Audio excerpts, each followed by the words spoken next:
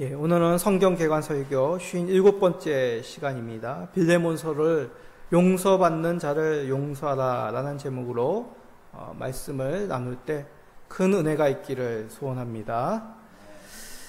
자, 우리 성도님들 한 주 잘 지내셨습니까? 우리가 세상에서 지친 영혼을 끌고 이 교회에 온 이유, 바로 하나님께 예배하기 위함입니다. 하나님을 예배함은 단지 우리가 종교적인 시간을 보냈다라는 것이 아니라 쉽게 말해서 하나님을 만나기 위하여 하나님과 교제하는 이 귀한 자리에 우리가 초대받은 것입니다. 하나님께서는 사랑하는 마음으로 그의 백성들, 그의 자녀들을 만나기를 원하십니다. 그리하여 내가 누구냐? 나는 이런 사람이다. 이런 하나님이다. 라고 이렇게 자신을 소개하시죠. 자신을 알리십니다. 바로 말씀으로 하나님 자신을 알리시죠. 말씀을 듣는, 말씀을 아는 가장 대표적인 수단이, 통로가 바로 이 시간, 설교의 시간입니다. 우리가 설교를 통하여 성경 말씀을 듣는 것은 우리가 개인적으로 아니면 특별히 성경 공부 시간을 갖는 것과는 차이가 있습니다. 성경 공부는 성경을 연구하여 이 내용을 이해함이 목적입니다. 그러나 설교는 하나님께 받은 말씀을 선포하는 시간입니다. 특별히 목회자라는 이 수년간 훈련된 사람, 그 사람이 성령의 감화를 받고 여러 학문적인 연구를 통하여 하나님의 말씀을 대리하여 선포한다는 것이죠. 그런데 우리가 매주 이제 설교를 들지만 설교가 종종 어렵게 들리기도 합니다.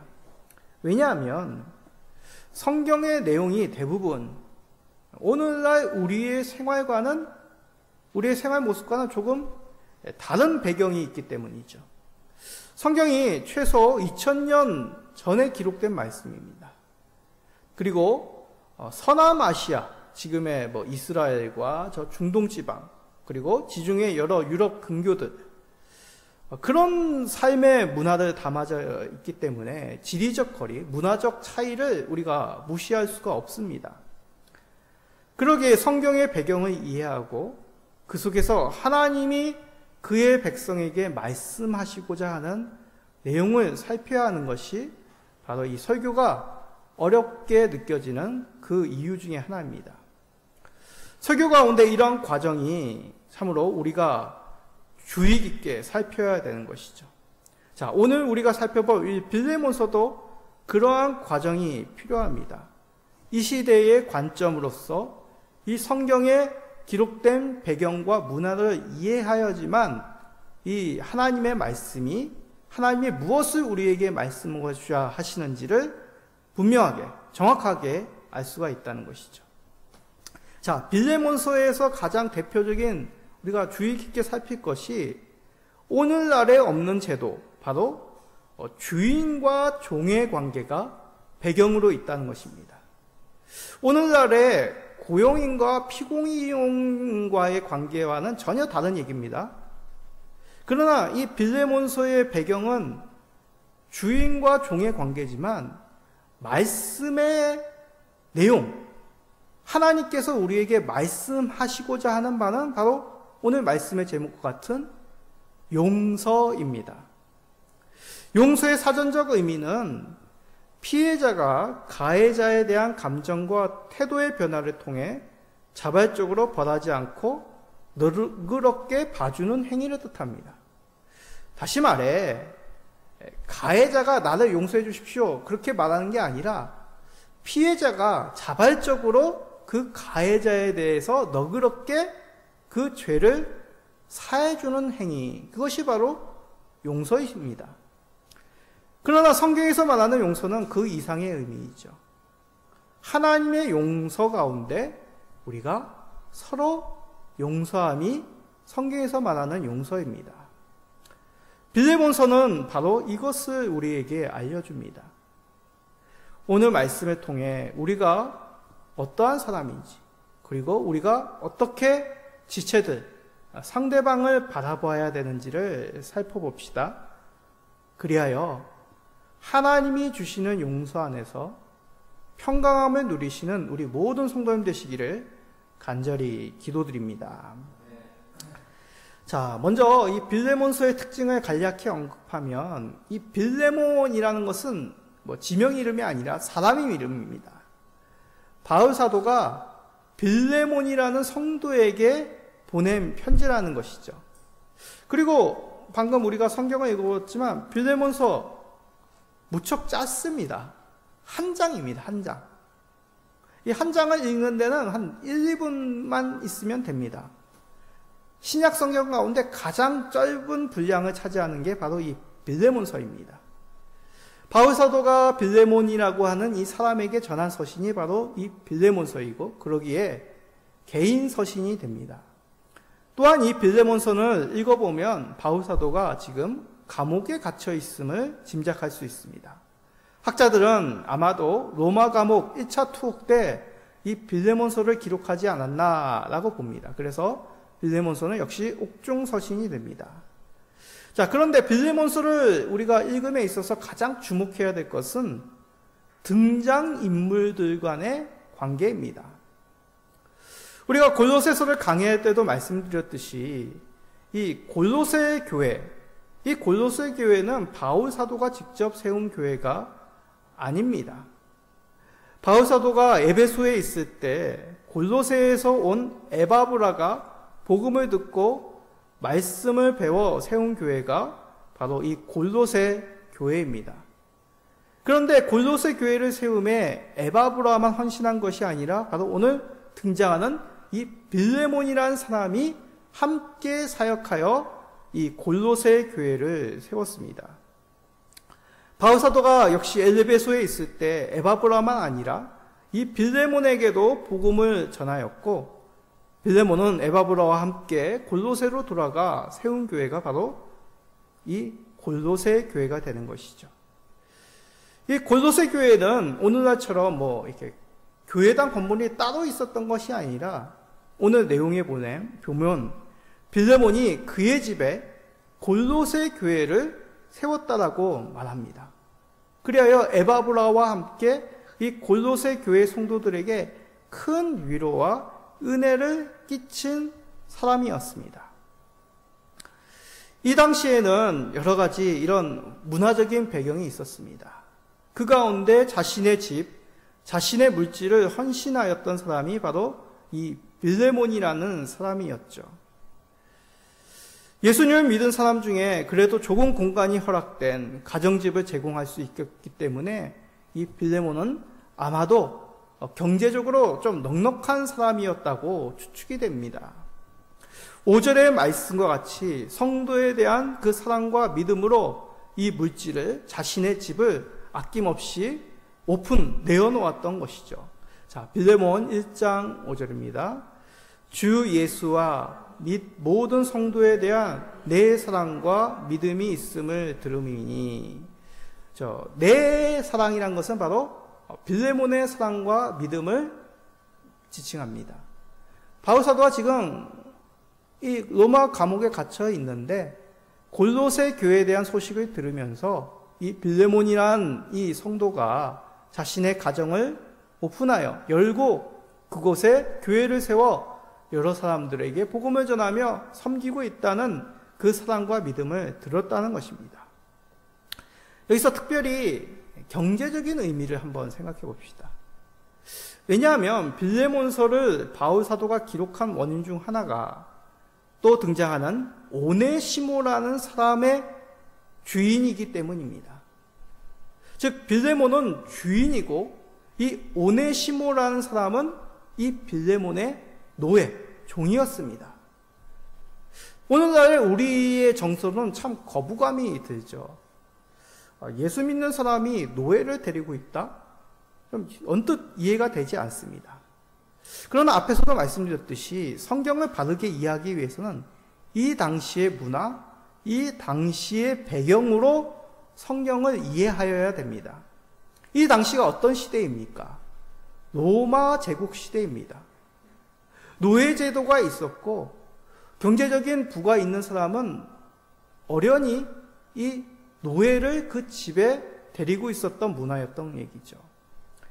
근데 노예라고 하여서 어떤 이렇게 인격을 존중하는 대상이 아니었습니다.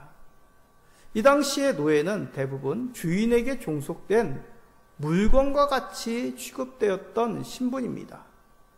물론 종이라고 우리나라 말로 이제 종으로 번역된 사람 중에는 임금을 받으며 계약직으로 주인의 일을 돕는 신분도 있었습니다.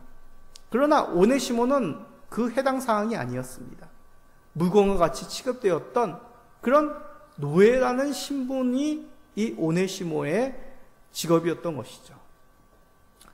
그런데 오네시모가 주인 빌레몬에게 도망쳐 나와 지금 바울 사도와 함께 있었던 것입니다. 뿐만 아닙니다. 이 오네시모는 주인 빌레몬에게 적지 않은 경제적인 피해를 입고 도망쳐 나왔던 것입니다. 자, 그 내용이 빌레몬 1장 18절에 있습니다. 그가 만일 내게 불의를 하였거나 내게 빚진 것이 있으면 그것을 내 앞으로 계산하라. 성경이 또 어려운 이유가 직접적으로 오네시모는 너에게 빚을 졌다 그렇게 얘기하지 않고 약간 이렇게 그 얘기를 담아서 또 다른 하고자 하는 얘기를 풀기 때문에 이 말씀 속에 있는 그 숨겨진 이야기를 우리가 살피는 것이 또 어렵기도 합니다. 자, 이 말씀을 들어보면 어떻습니까? 여기서 얘기하는 그라는 것은 오네시모죠. 너라는 것은 빌레몬입니다. 나는 뭡니까? 이 편지를 쓰고 있는 바울 사신이죠. 그래서 이 말씀을 풀어보면 이런 겁니다. 오네시모가 빌레몬에게 불의와 빚진 것이 있으면 나 바울에게 그것을 청구하라. 무슨 말입니까? 오네시모는 용서가 필요한 사람이다 라는 뜻입니다. 이 당시 로마의 법에 따르면 주인으로부터 도망 나온 노예는 신체 처벌이나 공개 처형을 할 수 있는 극형이 내려졌습니다. 즉 오네시모는 법에 따르면 극형에 처할 위기에 있는 사람이란 것이죠. 이런 사회법만이 있는 것이 아닙니다.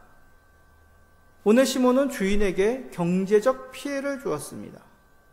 노예가 아니더라도 일반인과의 서로 간의 관계 속에서 경제적 피해를 주었다면 당연히 변상하거나 그에 변상하지 않는다면 처벌을 받아야 되는 것이 상식이죠. 성도님들이 오네시모의 처지였다면 어떤 심정이겠습니까? 저라면 목숨을 걸고서라도 로마 제국 밖으로 벗어나 자유를 찾으러 갈 그 위험도 감당할 수 있을 것 같습니다. 왜냐하면 로마 제국 내에 살아가면 언제 잡힐지, 그러면 잡히면 자기가 어떠한 처벌을 받게 될지, 살지 죽을지 아니면 끔찍한 형벌을 받을지 알 수 없는 그러한 불안한 삶이었기 때문입니다. 숨는다고 무시한다고 이러한 불안함을 벗어날 수가 없는 것이죠. 짐을 피할 수가 없습니다. 갚을 능력이 있다면 해결할 수 있다면 좋겠죠. 그러나 노예가 무슨 돈이 있겠습니까? 우리 지금처럼 어디에 일을 가서 금전적으로 보상할 수 있는 그런 시간을 벌 수 있겠습니까? 이 당시엔 그런 문화도 없었습니다. 사랑하는 성도님들, 하나님이 오네시모의 이야기를 성경 가운데 기록한 이유가 무엇입니까? 단지 그의 궁지에 몰린 위급함, 아니면 처벌해야 마느냐, 그것을 따지고자 하는 윤리적인 논쟁을 말하기 위함이 아닙니다. 바로 우리의 처지가 어떠하냐라는 것이죠. 우리도 죄의 짐을 갚을 능력이 없는 사람입니다. 숨기고 덮으며 살할 수는 있습니다. 오네시모가 도망치듯 우리가 우리의 현실 속에 우리의 본성 가운데 도망칠 수는 있습니다.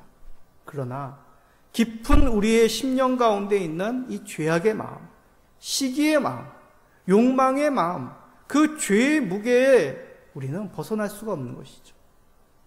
그것을 무시하고 살아갈 수 있지만 우리 심령 깊이 가운데는 죄의식 가운데 우리가 살아가게 됩니다. 로마서 3장 23절은 우리에게 그 정체성을 밝히고 있죠. 자, 한번 읽어볼까요? 모든 사람이 죄를 범하였음에 하나님의 영광에 이르지 못하더니. 저와 우리 성도님들, 모든 사람들 죄를 범한 죄인입니다. 여기서 죄라는 것은 어떤 윤리적인 죄를 말하는 것이 아니라 우리 인간이 질 수밖에 없는 하나님의 의로움에 도달할 수 없는 우리의 한계를 말하는 것이죠. 우리가 남들보다는 좀 더 나은 삶을 살 수 있지만 하나님이 보실 때는 우리는 연약한 하나님의 의에 이를 수 없는 죄인임을 밝히고 있습니다.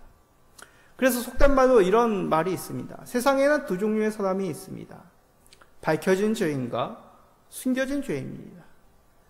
밝혀진 죄인은 감옥에 있지만 숨겨진 죄인인 바로 우리들은 늘 이 죄의식의 짐, 죄의식 속에서 하루하루 그 무거운 짐을 감당하며 살아갑니다. 이 말의 뜻이 무엇입니까? 우리는 나도 모르게 나로 인해 많은 사람들이 어려움을 겪기도 합니다. 또 의식적으로 우리는 남에게 생채기를 내기도 하는 것이죠.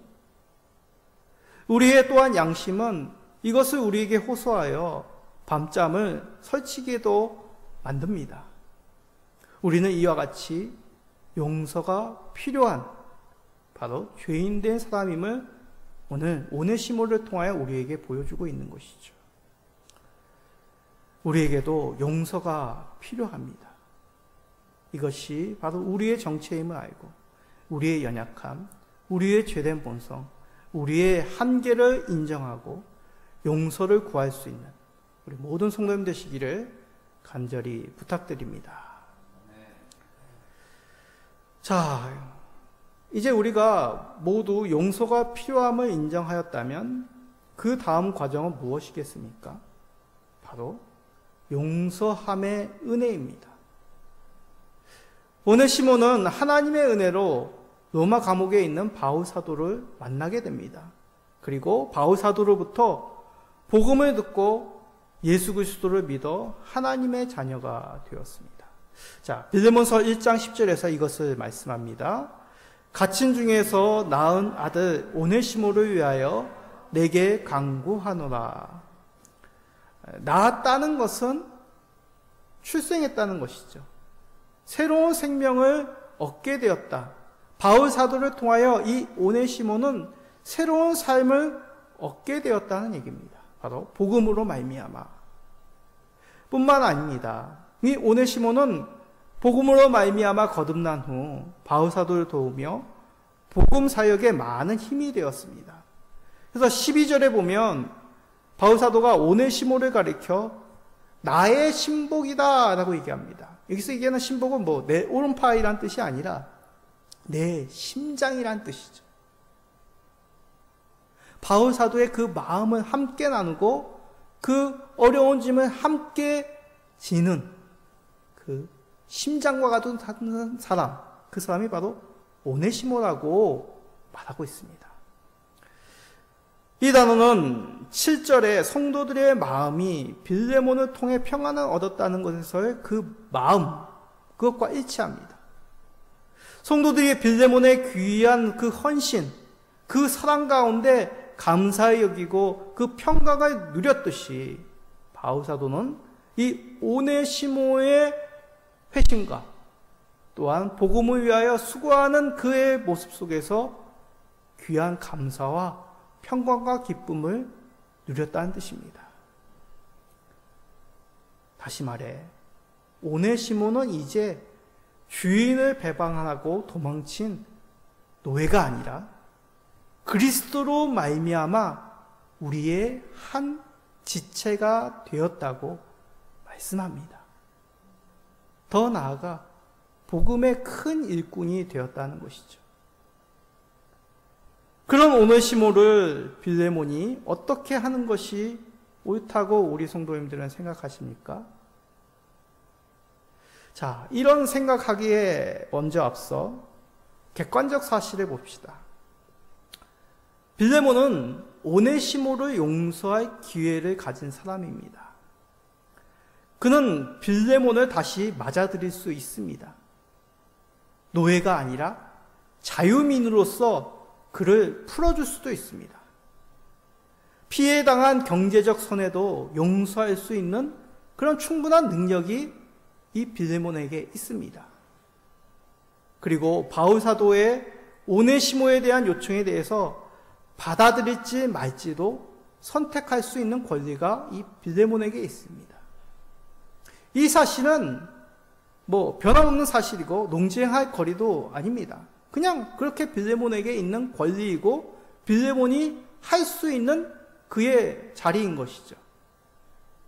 그런데 여기서 더 살필 내용이 있습니다.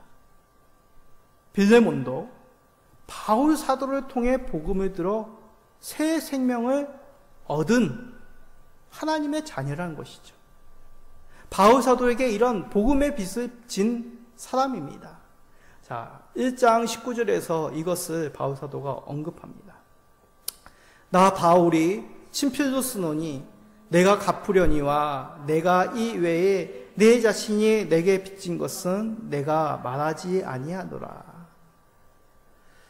바울 사도는 오네시모가 경제적 손해를 자신이 갖겠다고 말하며 빌레몬이 바울 사도에게 빚진 것은 언급하지 않겠다. 내가 그것을 친필로 기록하겠다. 내가 내 이름을 걸고 서명을 하겠다라고 말합니다. 무슨 말입니까?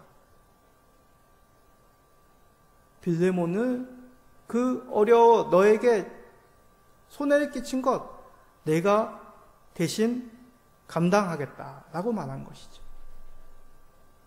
자, 이 얘기를 들은 빌레몬의 마음은 어떻겠을까? 무척이나 머리가 복잡해졌을 것입니다. 잘못을 범한 오네시모를 번하려니 바울 사도로부터 받은 복음으로 얻은 은혜, 즉 하나님의 용서가 기억이 납니다.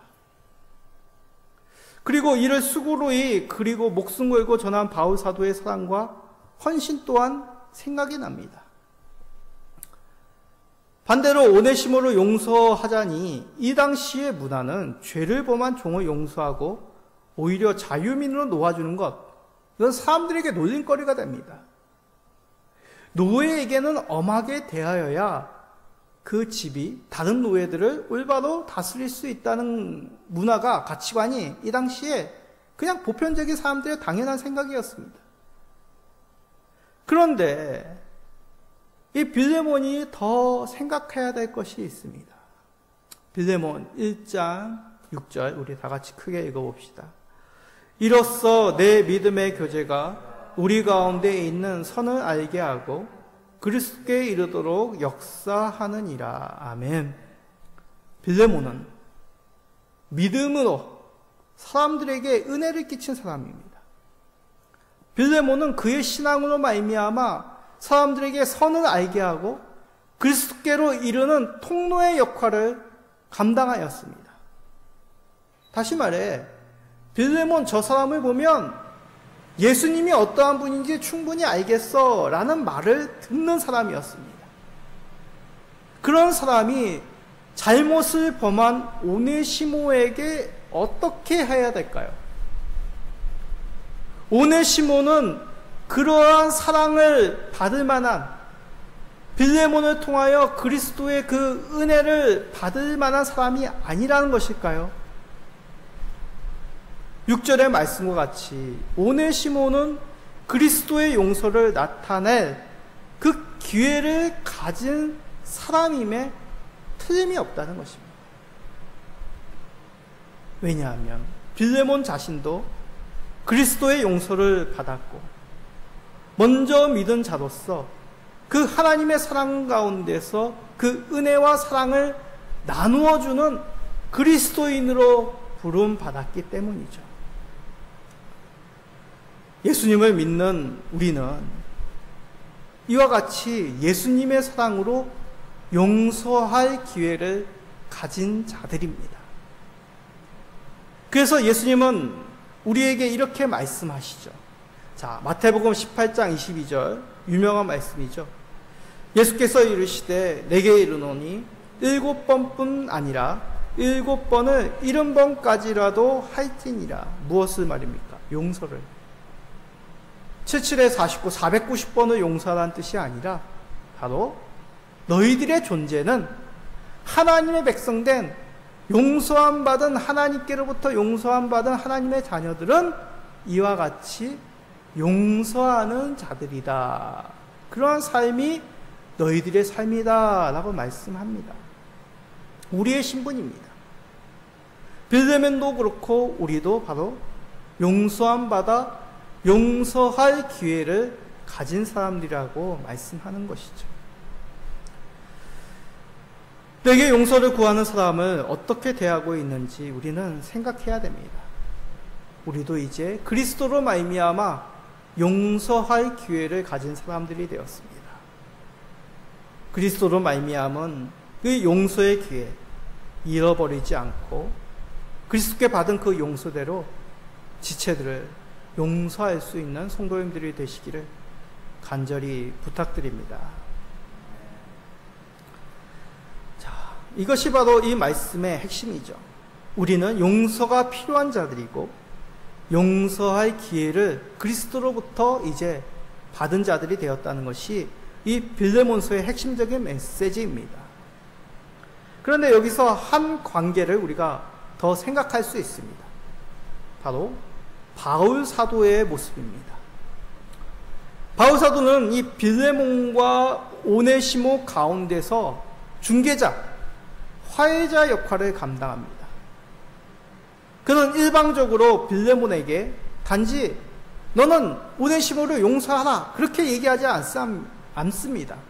그에게 간절히 요청, 강구를 하죠.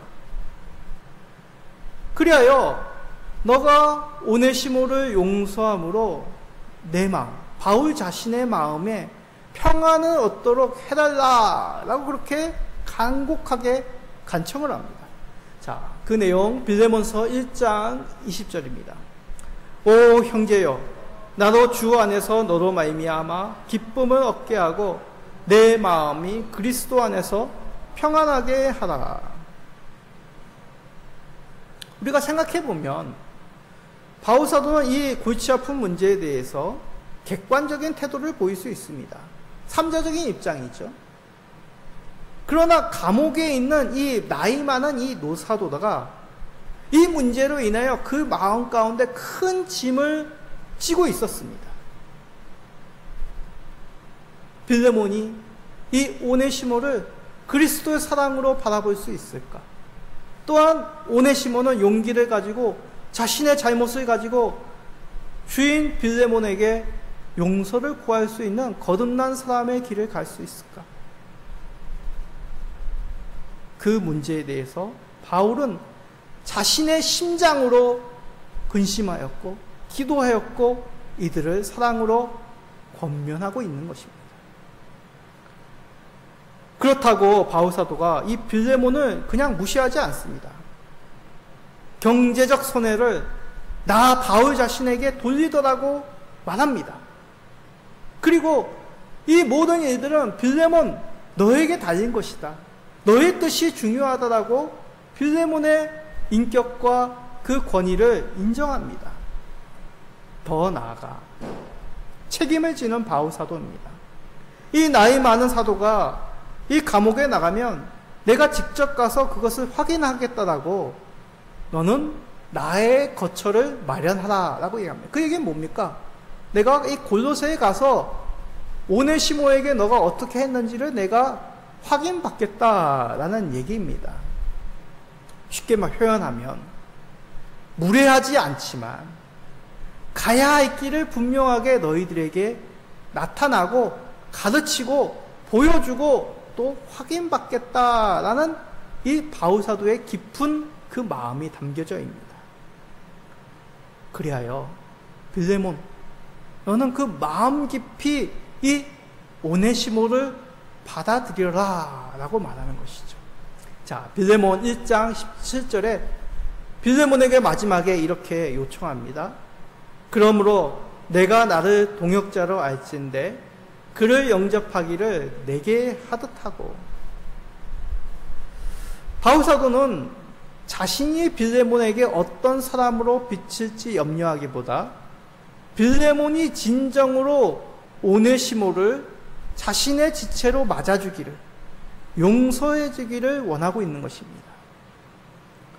자신의 모든 수고, 바울 사도 자신의 모든 것을 걸고 빌레몬이 바른 길을, 믿음의 길을, 그리스도께서 걸어가셨던 그 용서의 길을 걸어갈 수 있도록 격려하며 간청하고 있는 것이죠. 그러기에 바울 사도는 용서를 행할 수 있도록 격려하는 사람이었습니다.